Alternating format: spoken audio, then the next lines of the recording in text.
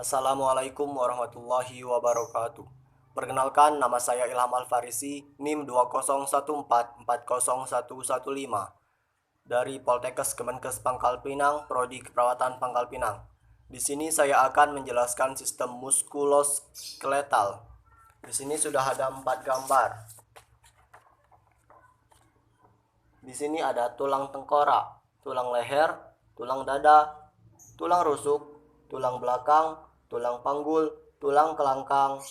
coccyx, obturator foramen, tulang duduk, ada tulang selangka, tulang lengan atas, tulang hasta, tulang pengumpil, tulang pergelangan tangan, tulang telapak tangan, tulang jari, tulang paha, tulang tempurung lutut, tulang kering, tulang betis, tulang pergelangan kaki, tulang telapak kaki, dan tulang jari kaki. Tulang tengkorak berfungsi sebagai pelindung otak, tulang leher sebagai penopang tubuh, tulang dada berfungsi untuk melindungi organ-organ penting, tulang rusuk untuk melindungi organ-organ penting juga, tulang panggul berfungsi sebagai penyangga organ di area perut, tulang kelangkang sebagai penanggung berat badan bagian atas, coccyx untuk menggerakkan dan menguatkan dalam posisi duduk, obturator foramen sebagai terapi inkonsinensia dan proplas, tulang duduk untuk membantu memberikan dukungan untuk tulang punggung, tulang selangka sebagai pengganjal untuk menjauhkan anggota gerak bagian atas, tulang lengan atas berfungsi sebagai tempat melekatnya 13 otot dan ligamen yang menggerakkan tangan, tulang hasta berfungsi untuk mendukung aktivitas tangan, tulang pengumpil sebagai penyusun kerangka tulang, tulang pergelangan tangan untuk membantu pergerakan jari, tulang telapak tangan untuk memberikan bentuk tangan, tulang jari tangan sebagai pembentuk struktur jemari, tulang paha untuk membantu kaki bergerak, tulang tempurung lutut untuk membungkus dan melindungi sendi lutut, tulang kering untuk menyangga otot yang berada di bagian tungkai kaki, tulang betis untuk menopang berat tubuh, tulang pergelangan kaki untuk menggerakkan kaki saat berjalan, tulang telapak kaki untuk memberikan bentuk pada kaki, dan tulang jari kaki untuk menjaga keseimbangan kaki saat berjalan. Selanjutnya ke gambar yang kedua.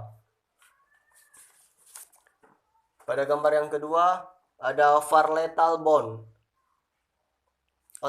occipital bone, axis clavity, tulang dada, tulang rusuk, false ribs, tulang panggul, sacrum, coccyx, tulang duduk, pubic symphysis, tulang telapak kaki atas, tulang selangka, spine of the scapula,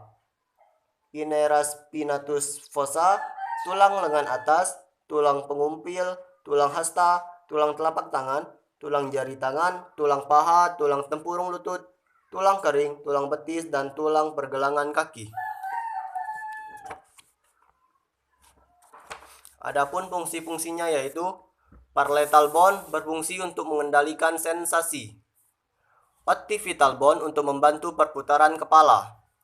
axis untuk menyusun proses tubuh bagian tengah tubuh, clavity sebagai pengganjal untuk menjauhkan anggota gerak atas,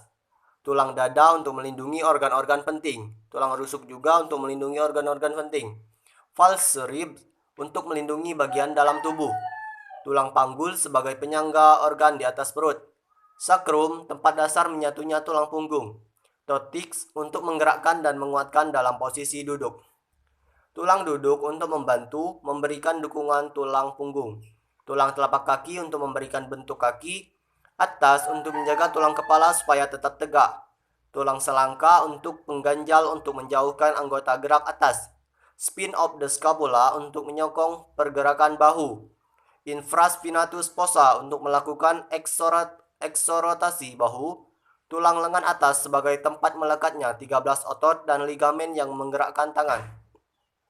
tulang pengumpil untuk menyusun kerangka tulang bawah,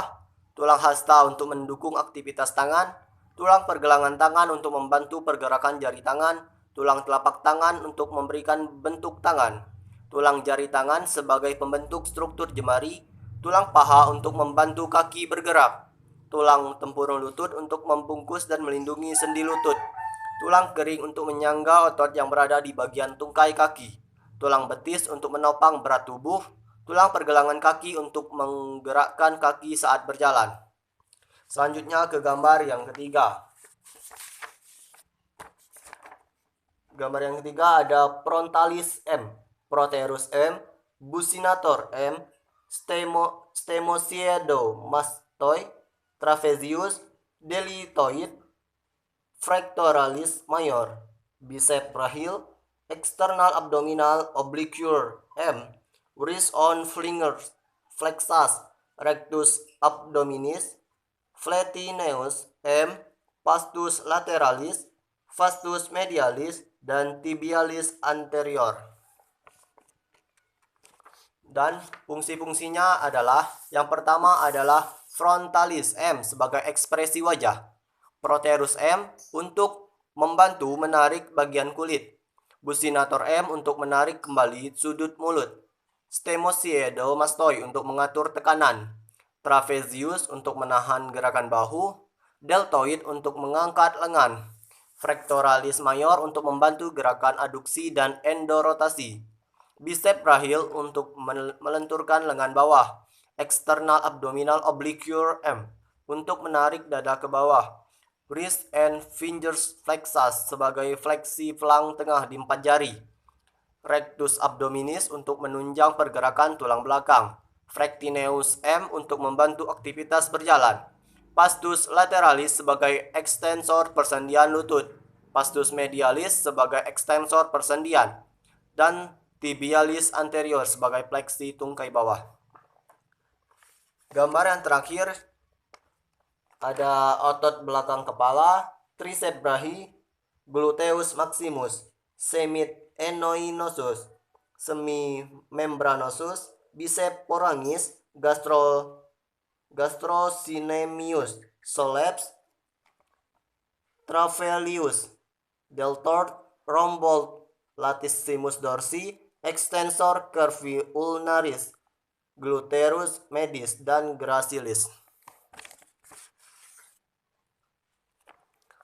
Adapun fungsi-fungsinya, yang pertama adalah otot belakang kepala untuk melindungi organ penting dalam kepala, triceps brachii untuk menahan beban lengan, gluteus maximus untuk meluruskan kaki di pinggul, semimembranosus untuk melakukan sebuah gerakan, semimembranosus untuk membantu meluruskan sendi pinggul, biceps porangis sebagai abduktor kaki belakang, gastrocnemius sebagai pembentuk gerakan plantar fleksi pada kaki, soleps sebagai plantar fleksi pada kaki, trapezius untuk menahan gerakan bahu, deltoid untuk mengangkat lengan, rhomboid untuk melakukan gerakan retraksi bahu, latissimus dorsi untuk membantu depresi lengan dengan teres major, extensor curvi ulnaris untuk mengatur pergerakan pergelangan tangan, gluteus medius untuk menjaga keselarasan panggul, serta gracilis sebagai flexor persendian paha. Mungkin hanya ini yang dapat saya sampaikan. Bila ada kata-kata yang salah, saya mohon maaf. Kepada Allah saya mohon ampun. Wabillahi taufiq wal hidayah. Wassalamualaikum warahmatullahi wabarakatuh.